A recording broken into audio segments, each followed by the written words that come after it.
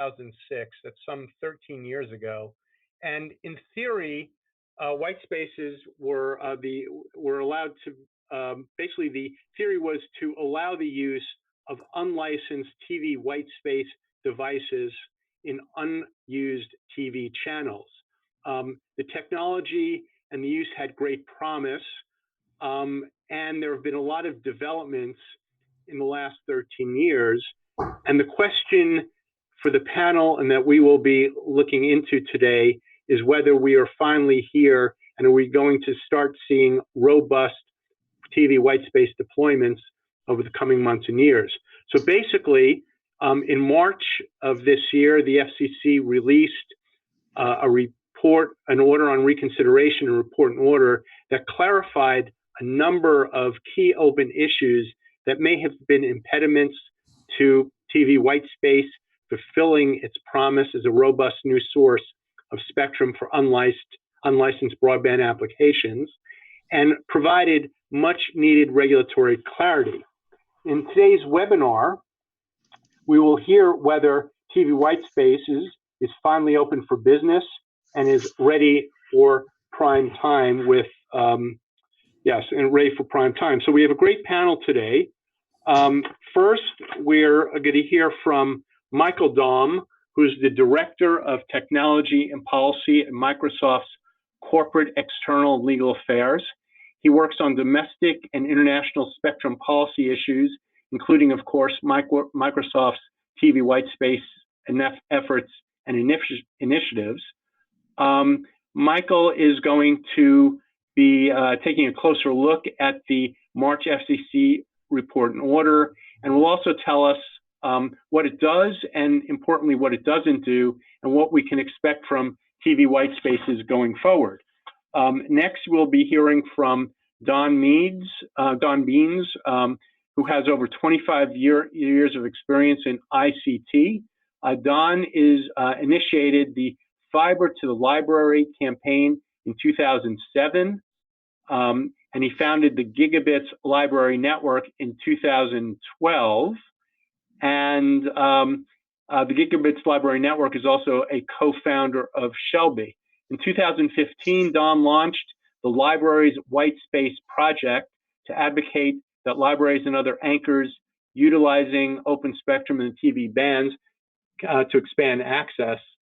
And we're going to be hearing more about the Library White Space Project initiative, and Daum's going to be providing us some updates. Last, we're going to be hearing from John Foot, who is a lecturer in Science, Technology, and Infrastructure Policy at the Cornell Institute for Public Affairs.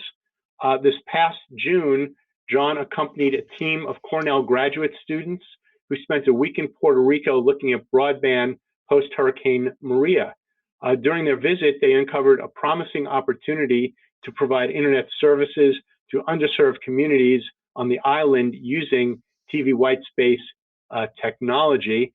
And John will describe this opportunity as well as a white paper that outlines that plan. So with that, let me turn it over to Michael, and why don't you kick it off? Great, thank you, Marty. And start the comments.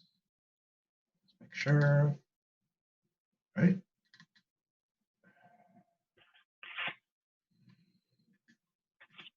And there it goes. So thank you. I'll give a brief update on the TV white space regulation. And the first thing, okay. For Microsoft, our mission is to empower every person and every organization on the planet to achieve more. And we do that through the digital transformation. It's the application of digital technologies to all facets of life, work, and society. The digital transformation begins with digital inclusion, and digital inclusion requires, among other things, broadband access for individuals, businesses, and anchor institutions, as well as widespread digital literacy.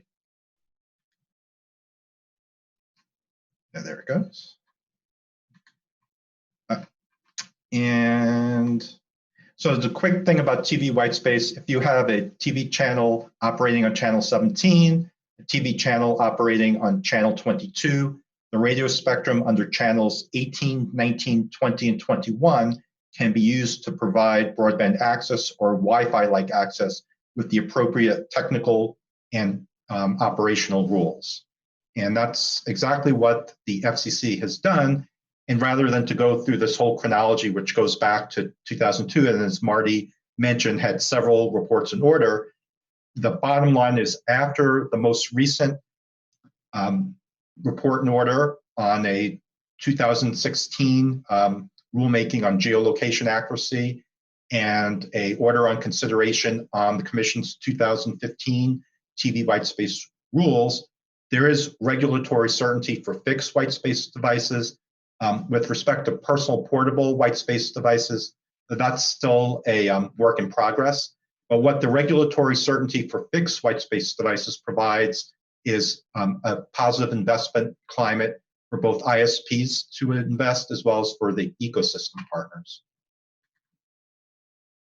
And for the order on reconsideration, the easiest way to sum it up is that the FCC turned down all the petitions except for one, and then punted two of the more difficult ones down the road. And the only one that the FCC changed is this one. It allowed for increased antenna height above ground level from 30 meters, which was the current rule, to 100 meters in what they call less congested areas. But it also maintained something called the height above average terrain.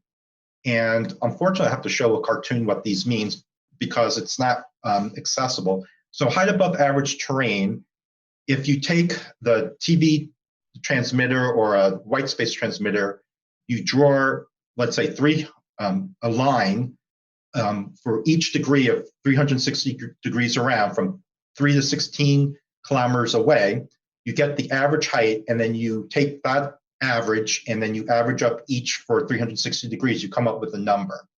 And that's what height above average terrain is.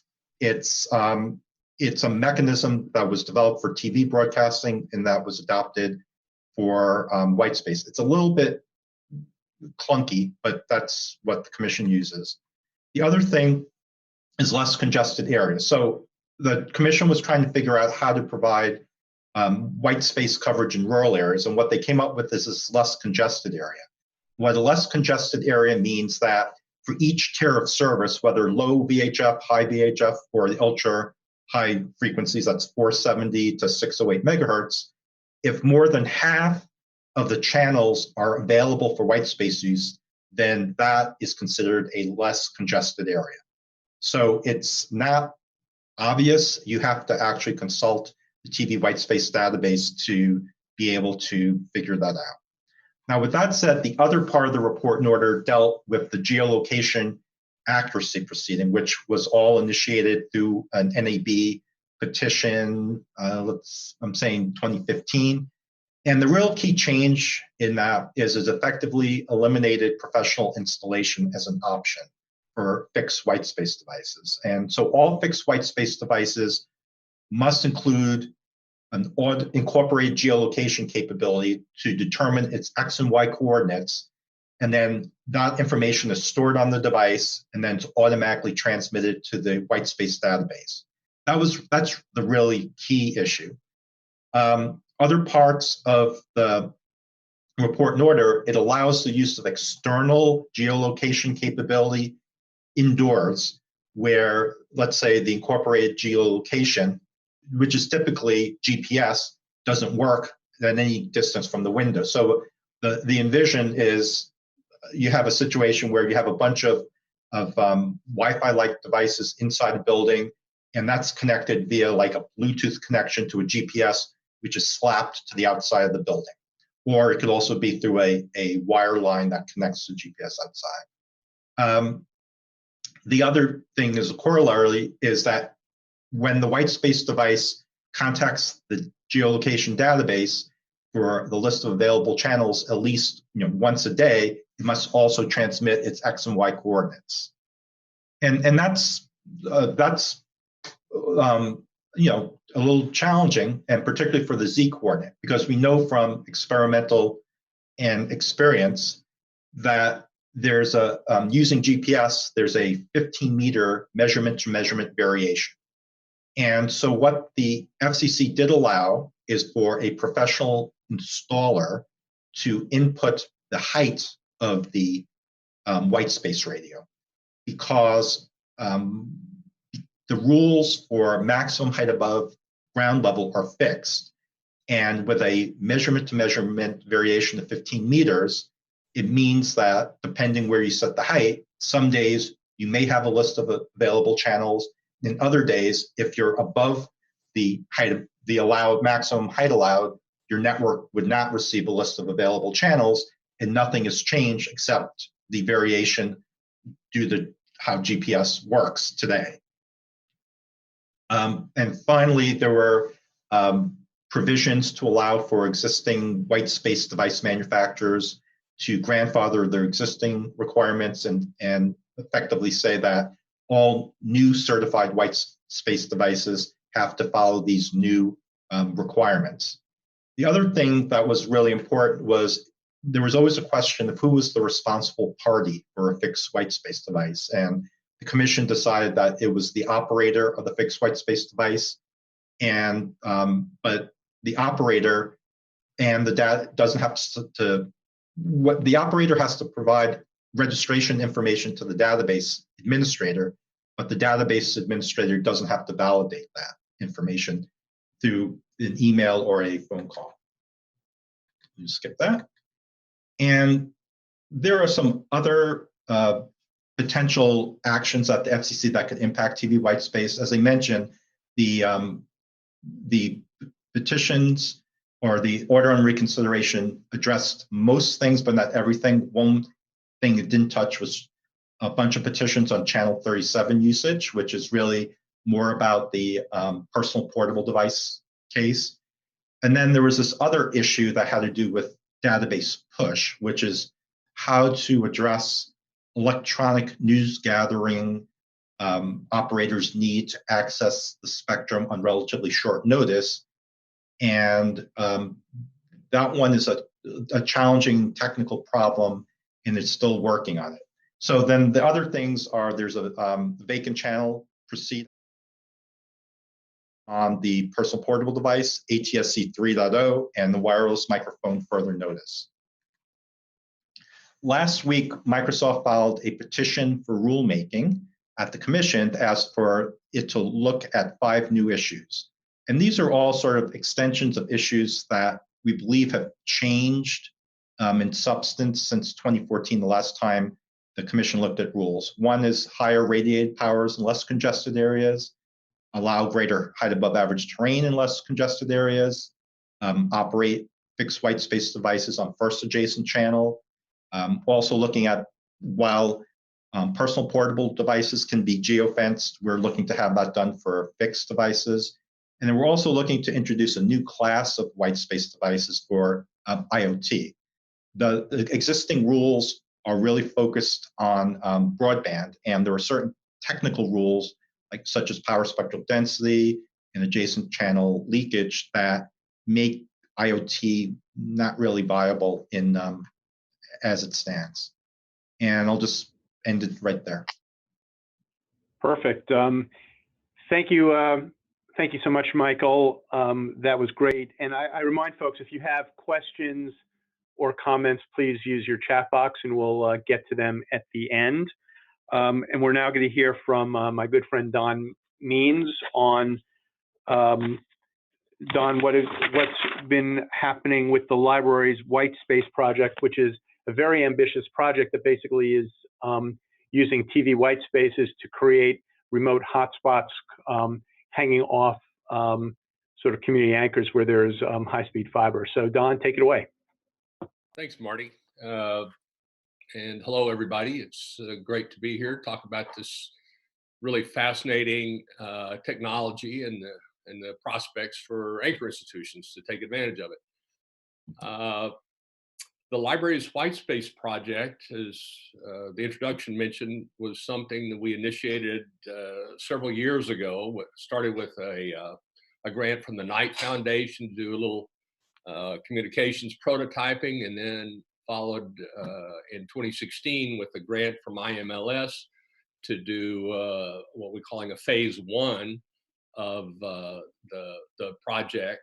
And then we have a new grant just awarded last year in partnership with Khalifa, the California Libraries Common Purchasing Authority, to develop the Community Second Nets project, which is, I'll talk about that in a little bit later here. So the advancing, here we go. So the project basically using TV white space to expand access to library Wi-Fi, really valuable community service, and also how this might be used in disaster response. And we make the point about TV white space and Wi-Fi because nobody has white space radios in their devices, in their computers or tablets or anything. So the interface is Wi-Fi. So white space acts as backhaul to Wi-Fi routers of the normal standard that everybody interfaces to. Under the project, we've got library projects in 7 states, and then a new one was just announced a few days ago, an award from the state library in Arizona to support a project down there on the border of Douglas, Arizona. We're going to be setting it up next couple of weeks. There's background on all this at giglibraries.net. There's a 2-minute overview video, which gives a pretty good idea of what this is about. So here's a kind of common illustration of white space functionality and its special characteristics, penetrability, and even the ability to pass over and around objects and obstructions, hills, buildings, and so forth.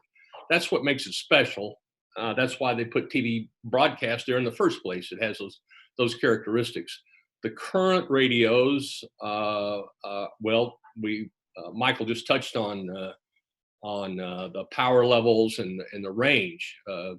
Range is a function of power, and so with these new rulings, the power can be increased in more rural areas to extend the range. This common number of 10 kilometers is optimal conditions. We're proposing projects look for opportunities to set up and support remote hotspots in 2-3 miles, ideally, but then to look beyond that. One point I want to make about these frequencies and what they represent is that these are the public airwaves. I mean, not just TV white space, but all the frequencies start out as public airwaves that are then licensed to individual users, public and private entities, or some frequencies are set aside for open public use, like Wi-Fi itself. Nobody owns it.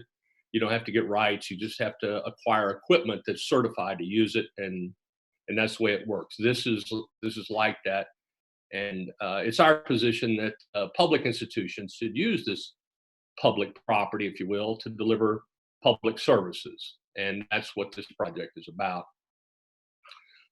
The goals are basically to increase the availability of library Wi-Fi that so many people depend upon, and at the same time look for ways to increase community resilience. There are no wires or towers or carriers or permissions or subscription fees required, though towers, as Michael also was making the point, can give better coverage. In our scenarios, the typical circumstance has the base station located on top of the building, typically the library. And this is a stunning number of study by Pew a few years ago that showed how many people rely on libraries for internet access. This represents roughly 1 in 3 adults. They're not even counting 14 and under that go to the library for internet access, either every day or once a year, but it's some frequency. It's really a stunning number. At least it shocked me. And so that's great that they do that, but it requires that everybody actually go to one of those libraries to access that service. And of course, some people, it's just another source for them, and some people it's their only source of internet access. And I think some 2/3 of the community's libraries represent the only source of no-fee access to the internet. It's a very special role and responsibility they play. So, but it's not that convenient to have to go to a library, and there we have this resource. Our notion basically is that the library then can extend itself to new locations and create that library Wi-Fi service that so many people depend upon. This is a basic graphic of a star network setup where you have the hub base station, and then it supports these remotes that each have you can see at the top there of the graph, a directional antenna that points back at the base station to affect the best connection. And these are all kinds of public locations that are appropriate for library Wi-Fi, parks, shelters, senior centers, so forth. So that's basically what it does, is to extend that service into these public places, and that these remotes also can be set up to be portable. They're maybe normally fixed, but they could be arranged to be repositioned in the service of a crisis, or even just an event, a cultural event like a fair or a market or something. These are basic networks of a base station and a handful of remotes. They can cost between $5,000 and $10,000 worth of equipment. Supporting markets is a very popular kind of a site.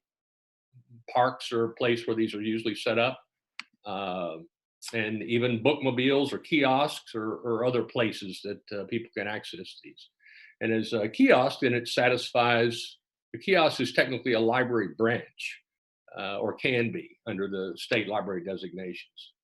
So the project that is new is the disaster response community resilience application, which was a secondary use case in the first grant, and then in this new grant, that's what we're trying to develop, is this specific capability on how these can increase the community's ability to respond to any kind of extended outages, or even internet outages, which is a scenario that we're recommending people plan for, because we're already seeing signs of that. And then just it's in use every day. That's the point of dual use. You use it every day to expand access to public services, and then it's also engineered for disaster response, which is a coming thing. So this is a graph from NOAA from 2017 that there were over 200 events of over $1 billion in damage combined to amount to $1.5 trillion. And last year, it was 241 events and another $100 billion in damages. This is the trend. This is the point about preparations and readiness, as we're expecting. I mean, you don't have to believe in climate science, but we subscribe to it. And it says that these events are going to be more frequent and more severe. And if we're not ready, we're just, asking for more trouble than we're going to get anyway. So there are two elements of the second nets.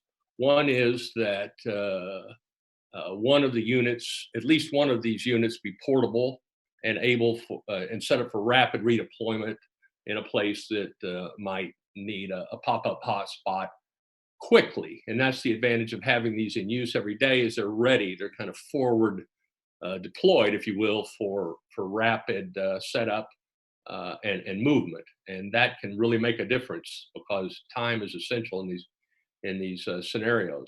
And then the other element is that these networks would be able to operate ad hoc or as autonomous IP networks, even if the internet were out and even if there were no electricity, so that you would still have communications among the locations. And the orientation that we're talking about here is that it's not just libraries doing this, but that the libraries, as one of the anchors in a community, all the communities should anchors should be a node on a white space or some kind of a wireless network. If you don't have white space available in your area, use other frequencies, licensed if you have it, or microwave, whatever you can do, but to create a redundant wireless capability that would be extremely valuable in any kind of crisis scenario. This, in effect, creates a kind of a anchor net, yes, and a wireless intranet among anchor institutions. So let's say that let's say the library loses its backhaul, the school is still up, they're connected, and so the library can connect to the internet through the school, or vice versa, or any other anchor institutions on such a network. The project of the SecondNet Consortium is to streamline these networks to be as close as possible to DIY. And many of them have been set up that way, and some are having professional installers. It just depends on the capability of the staff at hand and the complexity of the network involved.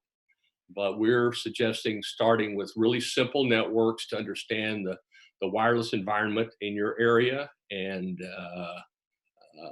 how TV white space functions, because these wireless technologies operate differently in every environment because of the physical characteristics present in each one, and it's valuable information to know about.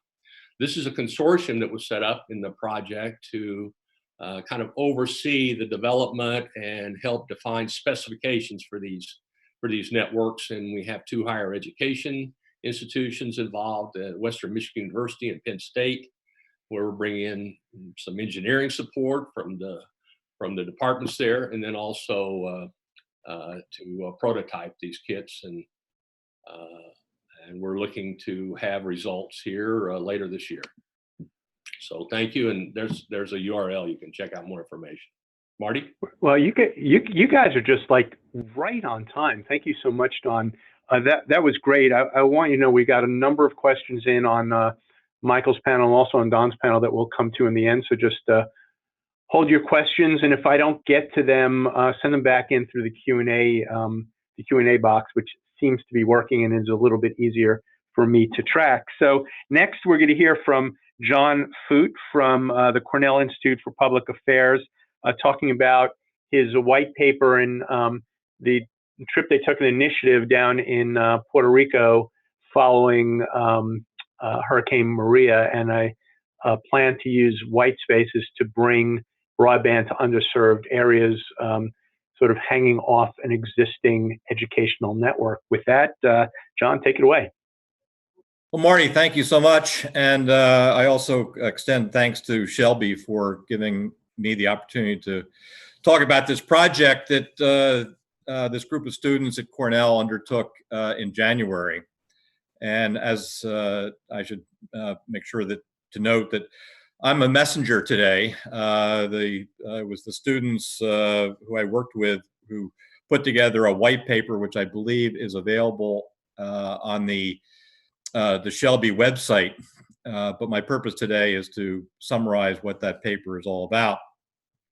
First, as a little bit of background, this was a group of 11 students who are master's degree students in public administration and regional planning.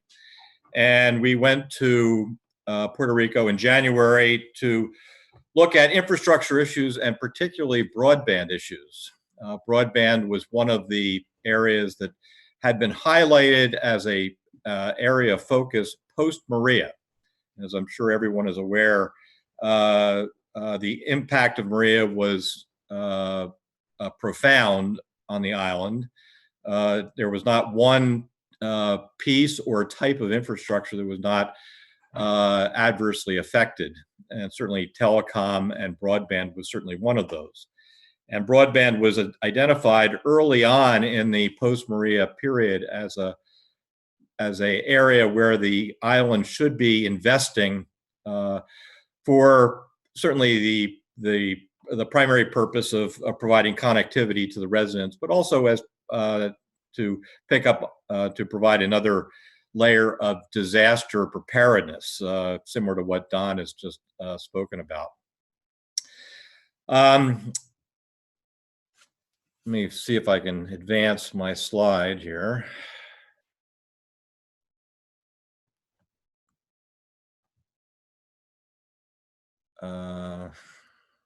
Okay.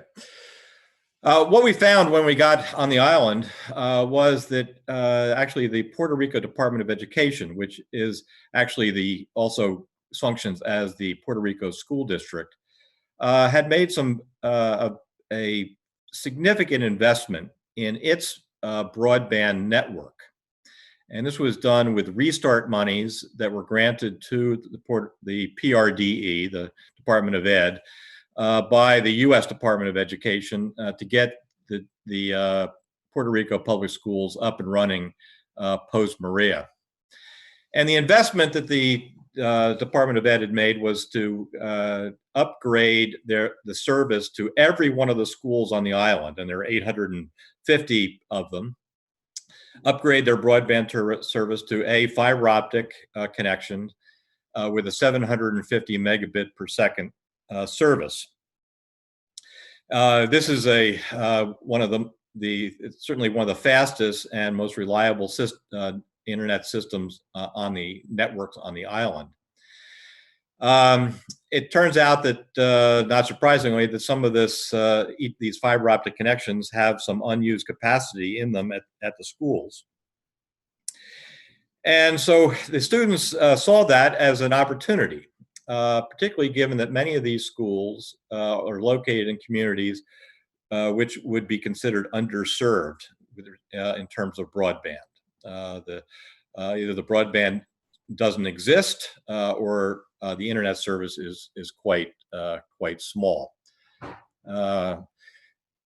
These municipalities are shown as shaded on this slide, and this is for those of you who are familiar with Puerto Rico. This is the kind of the mountainous backbone that runs through the center of the island. Okay, next slide. So the question that the students asked was there a way to take advantage of this broadband connectivity that was already in place at each of the schools? And again, these schools are ubiquitous around the island, there in every community. Was there a way to use this in place network to provide fast, reliable, and resilient internet service to neighboring institutions as well as households to these schools? And certainly, as you've heard from both Michael and Don, the answer is yes. The answer is using TV white space, which is something we didn't know about before we got onto the island, but certainly became apparent as a good solution. So next slide. We did look at some other alternatives, educational broadband service, citizen broadband, but we decided that TV white space was the way to go here. And it was because of it was appropriate for the topography that we found in Puerto Rico. We had seen a slide earlier on that shows that it actually can, for hilly and mountainous terrain, it's good. It doesn't require FCC approval or licensure. TV white space was actually used in post-Maria with an initiative that Microsoft was involved with to try to get communications up and running immediately after the hurricane to deal with some disaster issues. TV white space actually has been used in a number of other circumstances similar to what we are proposing here. And even though it doesn't meet the kind of the FCC benchmark for kind of high-speed broadband, it represents a vast improvement over what's available in some of these communities. So with the theory that don't let great get in the way of good, TV white space could very well be a good option here. Next slide. And this is one you actually, by coincidence, you saw earlier on. This is the proposed system schematic. And Don, thank you for your presentation because it is the perfect lead into this one. This schematic shows a library actually being the base station. In the situation that we found in Puerto Rico, the approach would be where the school would be the base station, and then radiating out through TV white space to other anchor institutions in the community that do not have internet service. These would be libraries, clinics, municipal buildings, and others, as well as households that are within proximity of the school base station. So next slide, please. Again, as you've heard some other speakers make reference, we're talking about approximately 10 kilometers or 6 miles around each of these schools, which provides, given the number of schools on the island, it provides a lot of coverage. The approximate signal speed is 18 megabits per second, which again is a vast improvement over what is currently in place in a number of these underserved municipalities. And we've also determined some budgetary information. This is consistent with what you just saw with Don, that the base station would be, along with the tower and the installation, about $10,000. And we were told that it'd be about $500 per hotspot, and those hotspots being, again, libraries, clinics, etc. One other data point that would need to be considered in any type of rollout would be that Claro, which is the old Puerto Rico telephone company, serves as the Puerto Rico Department of Education's ISP, and we would need to be working with, or the PRDE would need to be working with Claro in either utilizing some of the dark fiber in their fiber optic connections to each school, or leasing that out to another ISP.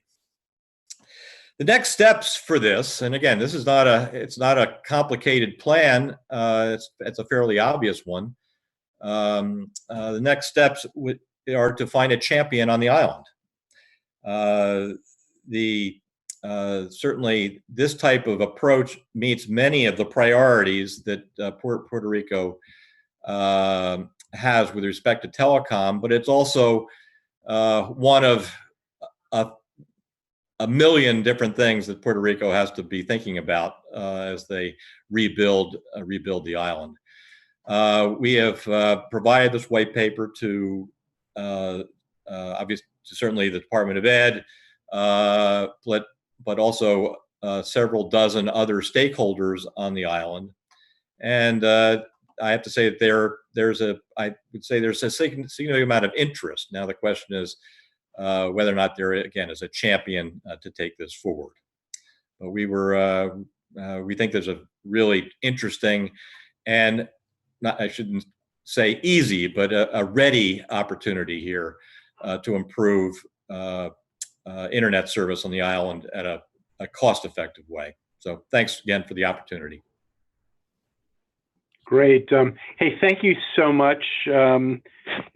And that you're right. That really builds on actually the pilots that Don was rolling out. So it looks like everyone is unmuted now and back online. So we're going to go to some Q&A. We had a bunch of Q&A from the group. I want to start out, Michael. I have a question for you.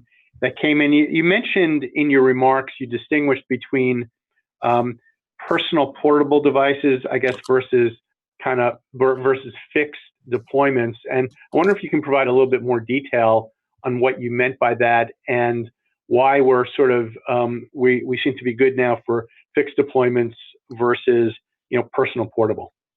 Sure. Thanks, Marty. So fixed devices originally were the devices envisioned to provide broadband access to rural areas. So these were higher power devices. When the FCC developed its rules for white spaces, it envisioned every white space radio was operating at maximum power at maximum distance. So in 2015, it created the table that said if you operate at less than maximum power and less than maximum height, and it graduated down, these are the protection criteria. And in parallel, there was this other, if you go back to 2005, 2006, there was this other class of personal portable device. So this is before the 700 megahertz auction, and it was thinking in terms of a broadband, like a dongle or a Wi-Fi device. And the thing is, the fixed device and the personal portable devices are separate, except at very low powers where they can sort of converge, because an access point in your house is both fixed because it's operating at a fixed location, and it's also portable because you can move it. So the rules that are kind of firmed right now are the ones for broadband access to rural areas and to build the structures. Those, the commission finalized it. The ones with personal portable devices, there's an issue on the availability. The technical rules are good, but there's some issues with the availability of channel 37 for white space use, as well as how to address the database push, alternatives to the database push, which impacts personal portable devices primarily. Mm-hmm. And so what would an example of a personal portable use of TV white spaces be? Basically the same way you use Wi-Fi today, but rather than connecting through Wi-Fi, you'd connect through TV white spaces? Yes, it would, exactly. So in the library, it would be, for what Daum was talking about, you have a dongle that plugs in to a USB port right now, and ultimately you would imagine to have a tri-band radio chip that has Wi-Fi 2.4, 5 gigahertz in TV white space, or even quad chip that includes 60 gigahertz. But it would be more like a Wi-Fi-like experience on personal portable device, nomadic use. And so you're not expecting, given the current state of the FCC rules, we're not expecting sort of mass deployment, mass production of these type of consumer electronic devices at this point? Or do you think it's going to be coming? Regulatory certainty is really important, because when you talk about chipsets, you're talking about large numbers, and that's investments with large numbers, lots of zeros.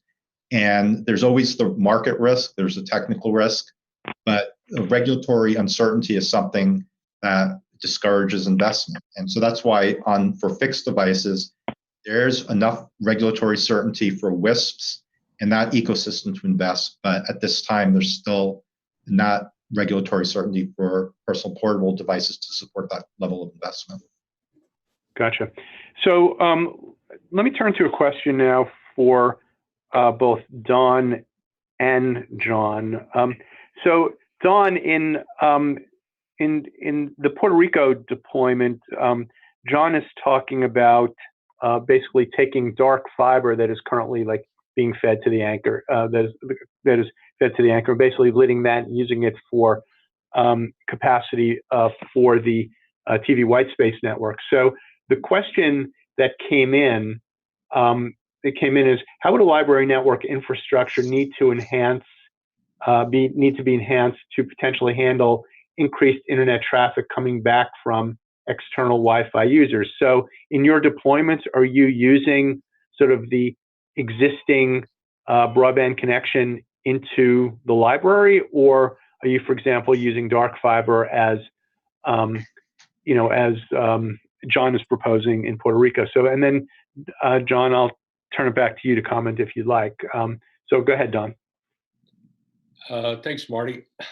This is kind of SHLB 101, this idea of fiber to the anchor as middle mile, or to and through the anchor institution, I guess, is our current slogan on this. So to support a wireless network, a white space network that's an extension of the connectivity to the library or the school or any place, you allocate a portion of your backhaul to support the wireless network. So our predicate here, our founding assumption is that the country has made a concerted effort to deliver fiber to every anchor institution, a gigabit to every anchor institution. It's happening all over the country. And so to allocate, I don't know, 50 megabits to support a wireless network would roughly be 5% of that 1,000 megabits that the anchor institution has. So it's a small, if not trivial amount, and yet it delivers real connectivity to people in places that didn't exist before.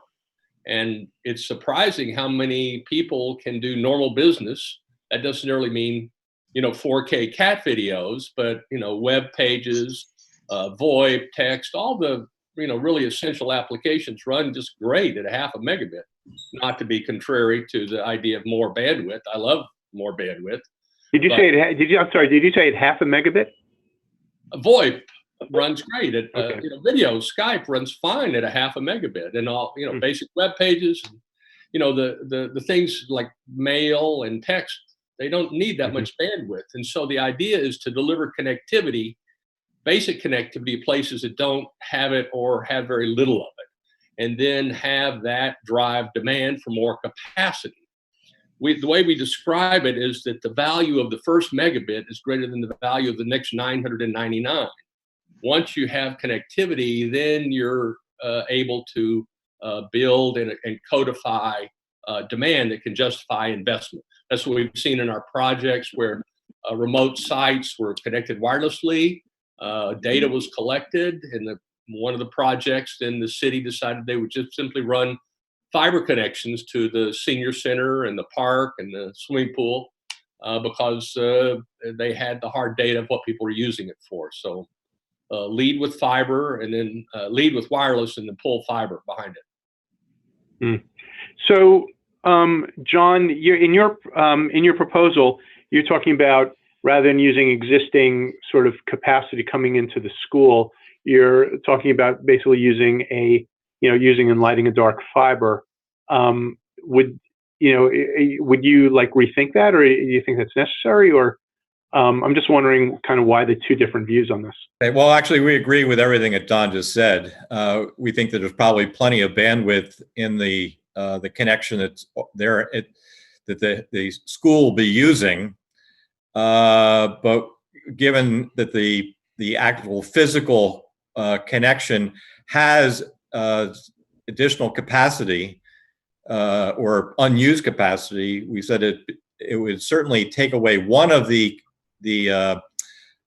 possible criticisms or concerns about this by using that unused capacity. And the concern is, if the school is acting as the base station, will their service be compromised in the normal course of business? If we could say absolutely not, and we agree with what Don just said, we're talking about a very small amount of the capacity that they are already using. But if we can say that none of that capacity will be affected, then it becomes an easier sell to the school, which is acting as the base station. Yeah, and I thank you, John. And I do apologize. We are getting a ton of questions in, and we're clearly not going to get to all of them, but let's just plow through as many as we can. So, Don, this is for you. What's the actual throughput available at the remote site for the shared VLAN network clients, and is it synchronous or asynchronous? The throughput will vary depending upon how, the so-called overhead of how much obstruction and distance you have to connect through. So if you have to go around a lot of buildings and go a long way, it'll be less. And so in optimal conditions, you get synchronous, I believe they're synchronous, 18 megabit connections up and down. So let me jump in. because it's really about bonding channels, and the current generation of devices, if you able to bond or aggregate 2 channels or bond 3 channels, you do reach broadband speeds. And then with the limitations Don mentioned, whether it's a clear line of sight or you're going through obstruction. So and the distance involved. So it can reach broadband speeds under certain circumstances today. Gotcha. Good point, Michael. Thank you. Bonding is one of the evolutions of the technology to combine more channels to get more throughput. So basically, just to be, oh, go ahead. Sorry, go ahead, John. That the more rural an area, typically the more unused spectrum exists. So this is a kind of a reversal of normal infrastructure economics, where it's always more expensive to go farther for fewer people, generally with less money. But this is a case where you have an abundance. The further out you are, the more of this resource you have available. So it's really a unique kind of circumstance. Yeah. So Michael, are we seeing? No, I guess there are 2 questions. One is, are we starting to see more sort of commercial deployments of TV white spaces in this kind of configuration, where basically you have, a high-speed connection, to a particular location, and then basically you transmit from that location to create remote hotspots? Is that a commercial deployment that we're seeing, and are we expecting to see more of it? Right now, there are a number of commercial deployments in the U.S. as the rules have been in place for several years. They're networks, and they provide broadband service to a number of subscribers. So Microsoft is not an ISP, but we work with a bunch of ISP partners to help buy down the technical and business risk of getting going.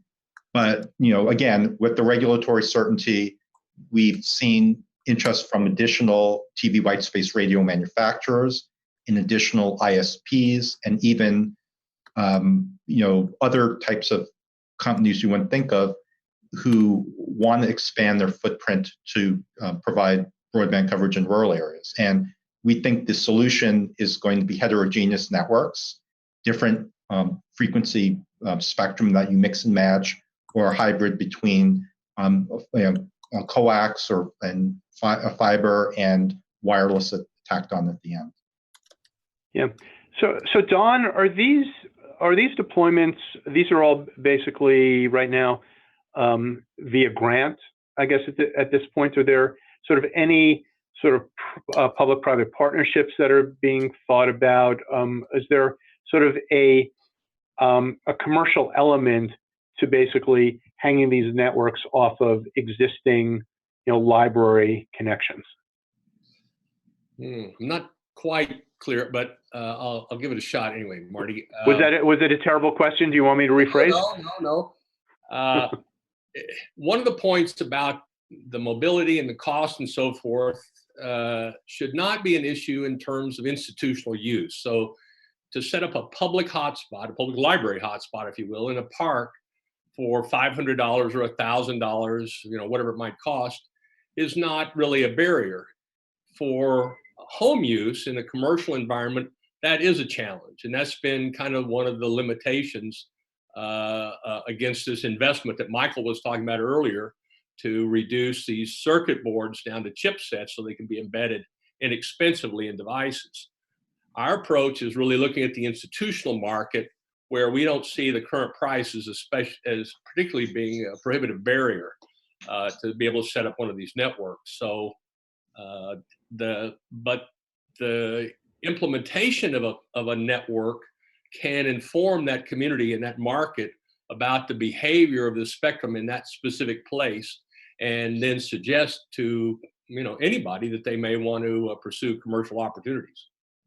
Yeah. So, at this point, are all these services, like the Wi-Fi services, are they all free services, or any of them subscription-based? And is there any plan to sort of use subscription-based services to help fund this? Well, again, it's like Wi-Fi. So this is not a service, and it's difficult to kind of, for a lot of people to kind of get, what are you talking about? Is this LTE or, you know, what? Or 4G or what? And so this is just simply communications technology that's now available to anybody, And so like Wi-Fi, people charge for other people to access Wi-Fi. It's not the Wi-Fi internet connection. So I would separate that. So there's the examples that Don has for public use, you know, in a library or at home, but then there are also WISPs that use it as a commercial offering, as one of their spectrum bands that they use to provide service. So I think there's a bifurcation of sort of the unlicensed Wi-Fi use, and then there's the other prong, which is it's used for, you know, a WISP to provide commercial service. Yes, another tool in the WISP toolbox to reach customers they can't currently reach with the existing wireless technology. Yeah. Great. And so I think we may have time for one or two more questions.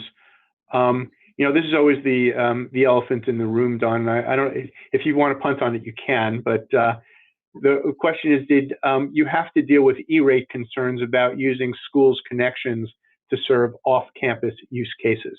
Is that something that's come up? Oh, of course, it comes up, and there are sort of different ways to go at this. So, in our SecondNet scenario, where libraries and schools are creating this, you know, this other layer, this redundant wireless network, there's no issues between connecting schools with libraries. That's established under Use Act rules as entirely eligible. If the library is connecting to a remote annex, like a kiosk, that also should be eligible, as it also stipulated as a type of a library property or facility or an annex, also stipulated under Use Act. Worst case scenario, what we're saying is that that you allocate out a percentage. I gave the scenario of 50 megabits out of 1,000 megabits. Take 5% of that of your monthly fee and just pay it directly. The ratio of wireline throughput to wireless throughput is phenomenally, it's like 2 orders of magnitude difference. So just take that out and pay it directly if that's the worst case. Otherwise, I think on the school circumstance, there's a case to be made that students should be supported by the schools, the projects that are going on, and this is clearly in the spirit of universal service to provide access to everyone. And so we would like to see more activism about this and press these definitions to evolve to accommodate the needs. Gotcha. And I have just one more quick question, then we're going to go to quick closing remarks. And again, to you, Don. So have you actually had a natural disaster or weather event where you've deployed the second responder network? And well, the idea is that they're already deployed when it hits, and so it's hard to kind of anticipate. How about turned on and used? No, the best example actually was several years ago in the Philippines, where there was a trial going on, early stage technology, and a monster typhoon went through and devastated huge parts of the country. And they simply redeployed these units as pop-up hotspots in these areas that were really wiped out. And then they used a VSAT for a downlink to connect the that regional network. So it has been used in that kind of an environment. And there are plenty of examples where places would have benefited had they had this kind of a capability. I'm happy to talk about those, but maybe there's not enough time for that. Yeah, cool. Very cool. Well, actually, I have someone I want to connect you with, but we can do that offline. But hey, we're believe it or not, we're out of time. I don't know exactly how that happened, but we are. So anyway, let's just take a few seconds for closing remarks. Michael, you have any kind of closing remarks for the group? I just want to say thank you to SHLB for allowing me to present. And fixed TV white space ecosystem, there's regulatory certainty, so investment is going to happen. Cool. And Don?